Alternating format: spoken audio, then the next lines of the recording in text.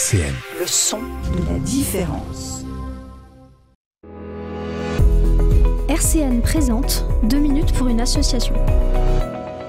Bonjour et bienvenue sur RCN. Aujourd'hui, j'accueille Gilles de ASP Accompagné. Bonjour Gilles. Bonjour. Alors Gilles, est-ce que vous pouvez nous présenter un petit peu l'association ASP Accompagné ? Voilà, nous sommes une association basée à Nancy, une petite association d'une vingtaine de bénévoles. Ouais. On fait de l'accompagnement pour des personnes en fin de vie ou hospitalisées dans des services de soins palliatifs. Très bien. On fait du recrutement et de la formation de bénévoles pour déployer des bénévoles sur le terrain.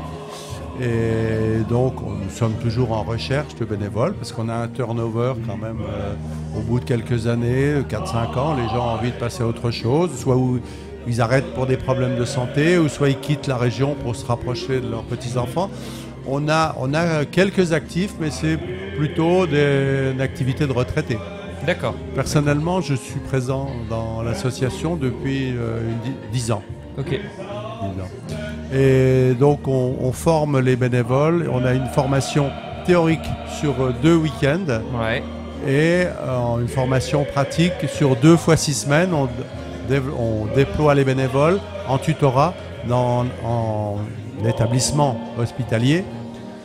Et donc ensuite on fait une synthèse, on regarde ce qui va pas, ce qui peut être amélioré. Très bien. Ouais.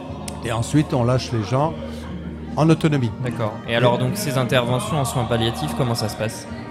Eh bien, la surprise, déjà on arrive et on va poser des questions au personnel, l'hospitalier, les infirmières, le chef de service, savoir si c'est des gens qu'on a déjà vus la semaine dernière, quelle est l'évolution, est-ce qu'ils sont en état de recevoir de la visite. Il y a des gens qui ont très peu de visites. Ouais. Donc on va plutôt aller voir ceux-là en priorité. Et puis ça arrive quelquefois qu'il y a des gens qui soient déjà en sédation ou qui sont pas en état de parler. Mais c'est pas parce que quelqu'un n'est pas en état de parler qu'on ne va pas apprécier d'avoir une présence à côté de lui. On peut lui tenir la main, on peut même une présence sans rien dire, une présence silencieuse est déjà une présence. Oui. Ouais.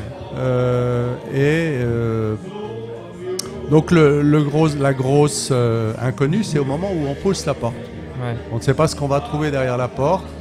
On peut avoir un patient qu'on a vu la semaine d'avant, qui était ravi de nous voir. On a eu un bon échange. La semaine suivante, il n'est pas bien, il est fatigué, il ne veut pas nous voir. Bon, c'est pas grave. Arrive, quoi. C'est pas grave. Et puis j'ai vécu aussi un accompagnement. Enfin, l'accompagnement, c'est pas un accompagnement justement. Le type, j'ouvre la porte, je me présente. Voilà, bonjour, je suis bénévole. Je suis dans une association. Je viens pour rendre visite, discuter un petit peu.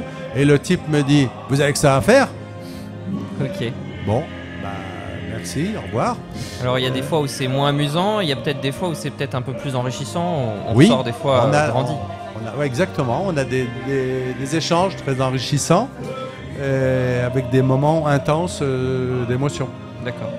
Et puis on a aussi une deuxième mission qui est de faire connaître au grand public la culture des soins palliatifs. D'accord. Donc on organise Trop méconnu. 1 à 2 fois par an une conférence ou une projection débat autour du thème des soins palliatifs.